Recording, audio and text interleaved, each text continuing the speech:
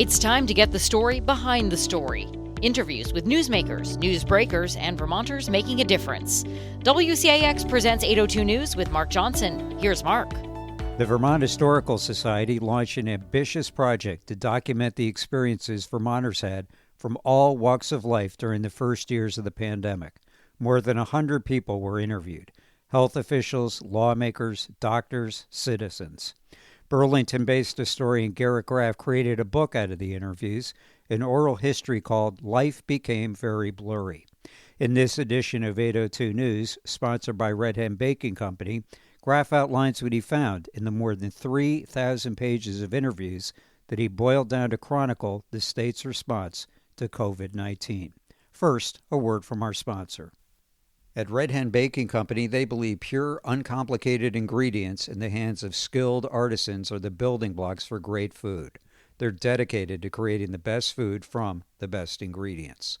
You'll find an ever-changing lineup of delicious pastries, sandwiches, and soups at their beautiful cafe off Route 2 in Middlesex, just off I-89.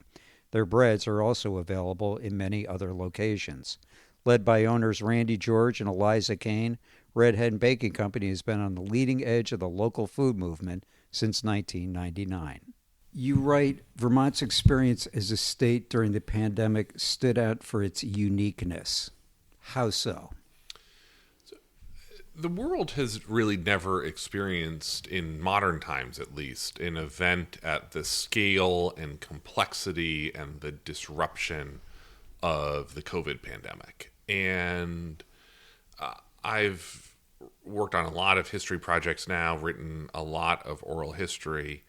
And one of the things that you're always looking for and thinking about in an oral history project is trying to find the most typical accounts that you can find of an experience.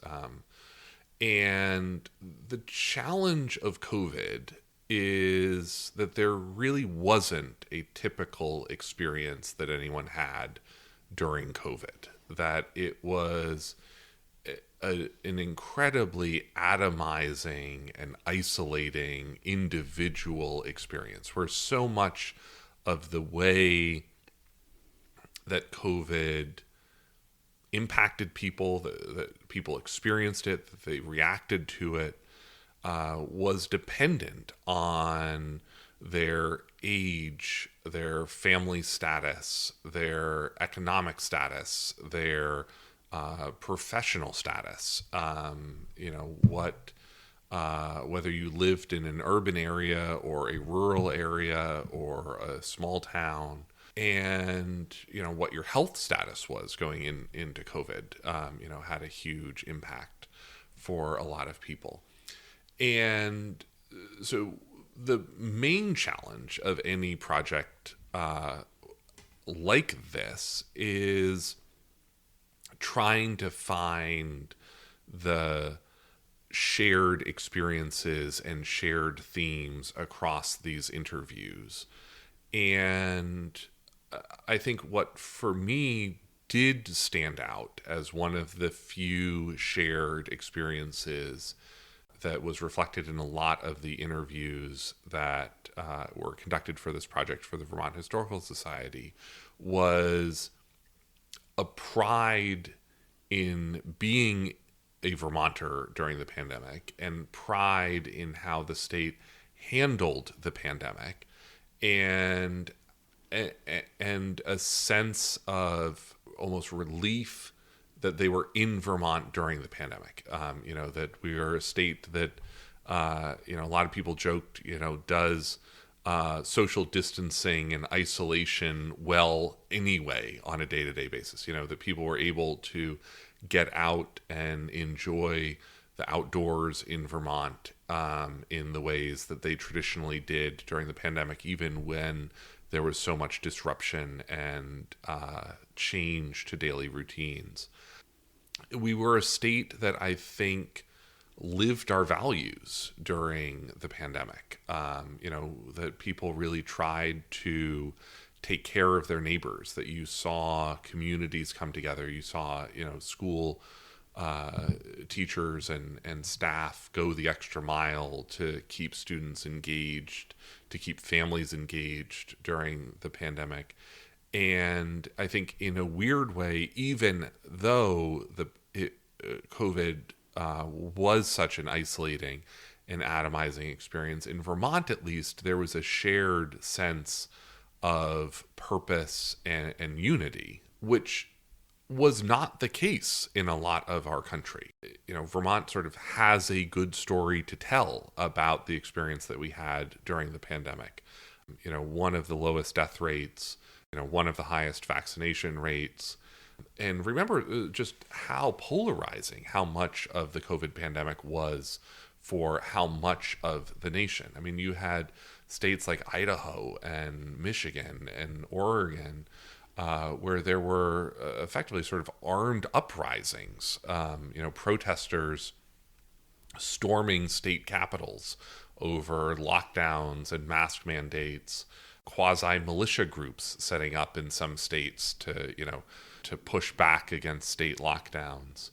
And that was not the pandemic that any of us had here in Vermont. And so while there was no typical experience, there was, I think, this major sense of pride that Vermonters did the best they could to take care of themselves and their families and their neighbors and live their community values during the pandemic in a way that many, many other parts of the country did not. Tell me more about the commonalities that you saw within the 100 interviews that were presented to you. Yeah, this was, you did your own chunk of these interviews, so you probably have your own list of what stood out to you as common themes. The book is organized as any good Vermont project should be, across 14 chapters. I did not notice that. Okay, good. There you go. Looking at what to me were the major thematic overlaps.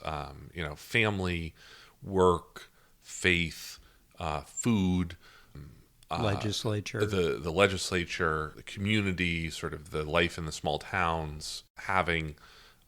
There's a chapter about the experience of having COVID. There's a chapter about the process of getting the vaccines and sort of the reaction to the vaccines.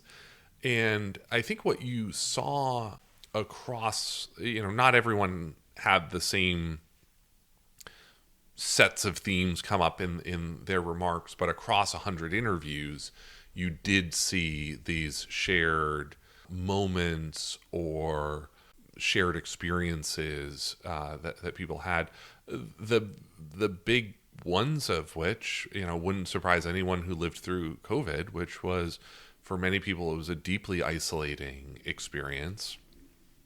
And that in some ways it was a very blurry experience. And that's where the title of the book comes from. Life became very blurry, because for so many of us, absent the normal rhythms of daily life, time became such a strange experience through the pandemic that sort of all of those months, particularly in the early part of the pandemic, sort of blurred together. And was that March? Was that April? Was that June? Yeah. Was that 2020? Was that 2021? You really have to sort of think back hard now to be able to place a lot of the events across the pandemic. And actually, for me, reading through these transcripts was what I found really interesting as a reader was, this was only 5 years ago. And yet I have forgotten so much of the specifics of that period. And, when we talk about the pandemic, and I understand, and we make the point in the book, and there are stories along the lines of how, we're definitely not out of this pandemic before at this point, that it is wrong to fully talk about it in the past tense. We are still living with COVID. We're living with the after effects of COVID. We're still coming to terms with what our lives are on this side of the pandemic. But the bulk of the book really takes place from 2020 through the end of 2021, where you see the widespread adoption of vaccines and the quasi return to something resembling normalcy in daily life in the fall of 2021, interrupted, of course, by Omicron and Delta and some of the later variants. But when we talk about the pandemic, there wasn't really one pandemic. There were many different chapters to the pandemic, and reading through these transcripts and I was really struck by how many different ones of those chapters I had already forgotten and that had become blurred in my own mind. The things like the 2 weeks to stop the spread and flatten the curve and open by Easter, that during those moments felt so important and so momentous, that have sort of receded into the back of my memory. And even things like, we talk about in the book, Mike Pieciak, who was then the Commissioner of Financial Regulation, now, of course, the State Treasurer, how Mike Pieciak's team put together through that summer of 2020 and fall of 2020, that big COVID travel map, which I had just absolutely forgotten about. And then as soon as I read him talking about it, I was like, oh yeah, like we really lived and died as a state by that. I would remember that would come out every week, and it would consume dinner conversation for the night that it came out around our family table, and we'd be debating this Massachusetts county and that New York county, right. And really tracing the nuances of the spread and the rise and the fall of where COVID was bad at that time. As though a virus really knows the difference between county lines. I'm thinking the only more infamous chart he came up with was the EB5 spaghetti map. One of the things that I was thinking about, because you did this book and you also did the 9/11 oral history project, which I have to say, was really kind of gripping, and I felt like I was back on that morning. But, one of the things I remember reading, because I read something about memory at one point, that 60% of the American public thinks they saw the first plane go into the first tower on 9/11, which was impossible. I almost thought that this oral history was done too late. What was your experience in terms of people's memory and how accurate it was in the COVID book here? Yeah. So I think part of the challenge of that is understanding the value and tradition of oral history, which is it is not meant to be a documentary history or a narrative history that is absolutely precise in terms of, this date, this followed that date, this fact, that fact. The oral history in this book is really meant to capture the lived experience that people have over COVID. And I think what was so great about the interviews that you and the other oral historians from the Historical Society who worked on this was, you didn't have any two interviews that were the same. And when you sit down and ask someone, effectively, what was COVID like for you? They don't think about it in that linear documentary sense of like, well, let me tell you about the first week in March, and then the second week in March, and then the third week in March. And instead you end up more with sort of almost a kaleidoscopic view of 2 years of people's lives. And, they have this strong memory of this thing and this strong memory of that thing and this sort of sense of emotion and feeling, that, dominated their thoughts during that time.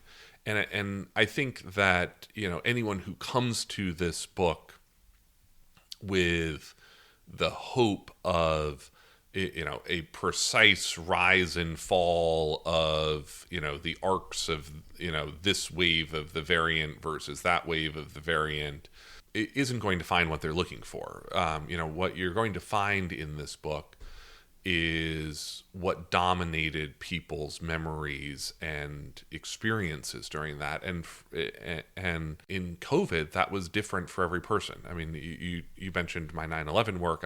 I also did a oral history book on D-Day, and in 9/11, in D-Day, there are such things as typical experiences. Right. There is sort of the median experience of a paratrooper dropping into the Normandy hedgerows. There is the sort of typical experience of one of the tens of thousands of people who are in the North Tower or the South Tower or the streets of Lower Manhattan at 8:46 on Tuesday, September the 11th. And with COVID, that just really wasn't the case. And so that's why we organized this book so thematically rather than in a, sort of chronological documentary narrative style where sort of one thing necessarily followed the next. In some respects, I'll bet it was more difficult than the 9/11 because there was sort of that one event, whereas COVID was, and I'm stretching my fingers out, was just a much wider event. Absolutely. And it was again, there were so many different chapters of it. And so, there were different parts of it that affected people differently. You could have had 18 very boring months of COVID and then actually get COVID yourself and have that be a life-altering experience, 18 months, 2 years into the pandemic. Again, there were people whose jobs were radically changed. There were people whose jobs were relatively the same. We have, all manner of stories in the book of people who basically didn't leave their homes for 2 years, and people, what we came to call the frontline workers, right, who were out there every single day, sort of keeping the country humming for the rest of us. And I've spoken about in the book talks that I've been giving about this project. One of the stories that really stood out to me was Eric Rossier, who was a truck driver during the pandemic. His job was to go up to Canada and pick up feed for Vermont and New England farms and then deliver it out to the farms because the cows every morning had to wake up and eat whether it was the pandemic or not. Right. And he talks about, and I think it's, to me, one of the most moving parts of the whole book, how during the pandemic he felt that that was the first and only time during his career where people appreciated the work that he did as a truck driver. That sort of on any other day, trucks are the enemy on the road. They're the thing in your way. They're the thing, that's too big, that's too loud, that's this, that, or the other complaint. And that during the pandemic, people really understood how tractor-trailer trucks are the backbone of the American economy. And they're the thing that sort of let us lead our lives in isolation throughout the rest of the pandemic. And how much that meant to him and how much pride he had in that experience during the pandemic. And, that to me just really stood out in part because it was a perspective that I had not thought about. And also I think underscores what is the incredible power of oral history, which is there's really no one who has a boring story. And if you sit down with almost anyone and talk to them long enough and figure out the right questions to ask, and you do this for a living and I do this for a living, but you can be fascinated by almost anyone on the planet. Well, and you never know where it's going to come from. I remember interviewing the woman who ran Catamount Arts special events, and it wasn't the most interesting interview of the ones that I did. And then I asked her if she had COVID, And she wound up being somebody who had this, I mean, there was a lot of people that lost sense of taste and smell, but I mean, it was profound. I mean, she was to a point where she said she was down to eating, carrots and rice and really couldn't taste anything else, and goes down to Texas and gets injections in her neck. I mean, it was a throwaway last question. You just never know. Yeah. One of the people that you mentioned, I know you quoted in the book, was Dan Daltrey, who worked at the Department of Health. And I'm thinking in connection with the truck driver that you mentioned, I mean, here's a guy you and I could walk by every day on Church Street, probably wouldn't even notice him. And the commitment that he had to trying to figure this out and figure out what to do. I mean, I remember, for hours after I talked to him, just being really struck by his dedication and commitment. Yeah. One of the chapters really tries to weave together the story of the state response and the health department and the governor's office and the various aspects of state government as it all came together to help lead the public health response.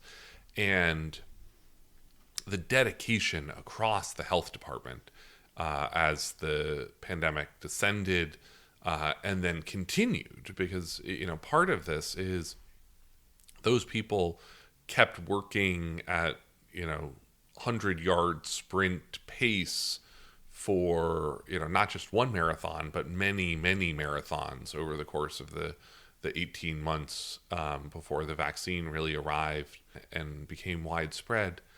And in some ways it was exciting and interesting work because for a lot of these people at the health department who specialize in epidemiology and infectious diseases, this was the most interesting problem that anyone had faced in 100 years. Kind of their Watergate, if it were you. Yeah. And at the same time, it was, incredibly traumatizing and deeply upsetting and incredibly exhausting. And effectively, like all other work in the health department, stopped for a year. And that was a lot of the stories that people collected from those working in the health department was, how they pulled in everyone working on anything to help do everything from COVID testing and modeling to contact tracing and more. You talked, I know, quoted a lot from Mark Levine, who is the health commissioner. And I thought it was interesting how you noted that there were things, he was very honest about kind of what they got right, what they didn't get right, but working with the best information that they had at the time. So what did Vermont officials, the leadership, what did they get right? What did they get wrong? Yeah, I don't really know that we know yet. There's research that's just starting to come out right now that's, preliminary is probably not the right word, but early, that questions whether lockdowns were the right approach at all. One thing that public health officials sort of keen to understand, I think relatively quickly in the grand scheme of an unprecedented world event, is that they had been wrong about masks. That the guidance in those first couple of weeks had been don't wear a mask, and I think it's hard looking back to know how much of that was actual public health guidance and how much of it was that there was a very limited supply of high quality masks at that time, and that they were sort of badly needed by healthcare workers and frontline first and responders. They didn't need you and me going over to Costco and buying out 60 boxes. Right. Yeah. But that they sort of realized pretty quickly, again, in the grand scheme of things, it took a couple of weeks, took a couple of months, that masking actually was very effective, and then sort of switched the guidance on that. But I think as a historian, one of the things that I'm very cognizant of is it often takes decades, if not centuries, to really understand what matters and what didn't in a world historical event. I'm going to sort of slightly butcher the potentially apocryphal story, but there's a conversation, I think it's between Henry Kissinger and Mao, where Kissinger asks, what do you think of the French Revolution? And Mao says, too soon to tell. And I think that that's very much where we are in the understanding of COVID. We don't even really understand what COVID has done to our own lives and to our country and our society yet. Huge changes in remote work, in the way that people work, the way that people sort of show up in the world. I think a lot of the destabilization in our politics right now is still a after effect of COVID. And I think a lot of it actually grows out of what I believe is sort of this weird yearning nostalgia in America for 2019, the way that life was in 2019, and this sort of sense of, remember, like, just before the pandemic, things just worked, and like there were people who, worked in restaurants and worked in hotels, and people went into the office, and there was foot traffic in downtown, and sort of this, that, and the other thing. And I think there's still a sense, I think actually for a lot of people, that if you gave them a choice between sort of life as it is today and going back to, sort of a random moment in 2019, I think a lot of Americans, maybe most Americans, would still choose, going back to the way that life was before the pandemic. Do you think that's romanticism? I think it's absolute romanticism. And it's certainly not true for everyone. Vermont was a huge beneficiary of the change to remote work. We saw population increases for a number of the years in the pandemic now appear to be reversing right now.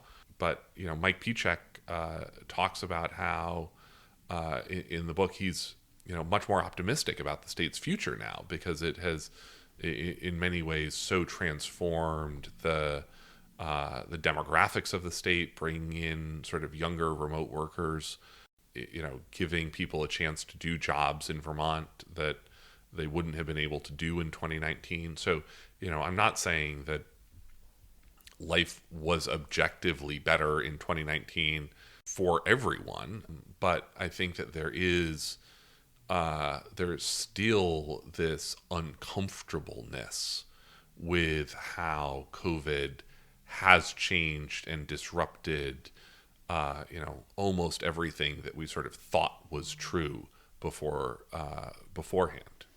And there were a lot of people who have continued to not go back to work, and a lot of people who decided that, now's the time I'm going to retire. Did you experience that? I did not retire during the pandemic, but yes, in the book you certainly your see friends, that is, yeah.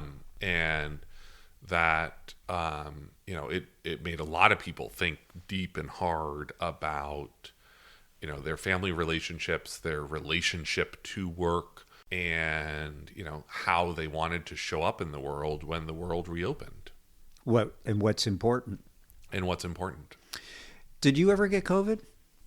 I did. I did not get COVID until after I was vaccinated, and I was lucky. And I think here we are 5 years in, and I've already started to forget how many times I've had it. I think I've had it twice now. We have young kids, and so we have a lot of germs that churn through our house on a regular basis. Did you have a serious case, mild case? How would you describe it? I had a very mild case both times. I was very lucky. There are a number of people in the book for whom it was a life-altering experience, including people who have had long COVID. one of whom I actually got to meet in person at one of the book events as we've been going around the state talking about this project. The woman who participated in it, who, for her life will literally never be the same after having COVID. If we're still trying to figure out the French Revolution, then what's the value of doing this book? I think it's a couple of different things. One is, the book is just one slice of this much larger project that the Historical Society has done to gather these memories, gather artifacts, file them away in the way that one tries to build an archive for the future. This project, Amanda Gustin at the Vermont Historical Society, part of her inspiration for it was in the spring of 2020. Reporters were calling her, asking about Vermont's experience in the 1918 flu pandemic. And the Historical Society found that they didn't really have the archives that they would have wanted about the flu pandemic, which was, hugely deadly and transformative for the state of Vermont and for the country, but particularly for Vermont. And that the effort to build this collection, in as close to real time as history really operates, I think is meant first and foremost as a gift to the future and future generations who may come back to look at this moment the next time the pandemic comes around. I'm glad you said that, because when I thought about this more, that this was going to help the Garrett Graff in 2140, not right now. Exactly. And I think one of the things that interests me is thinking about, I sat down last year with 3,000 pages of transcripts, 900,000 words to edit down this compendium.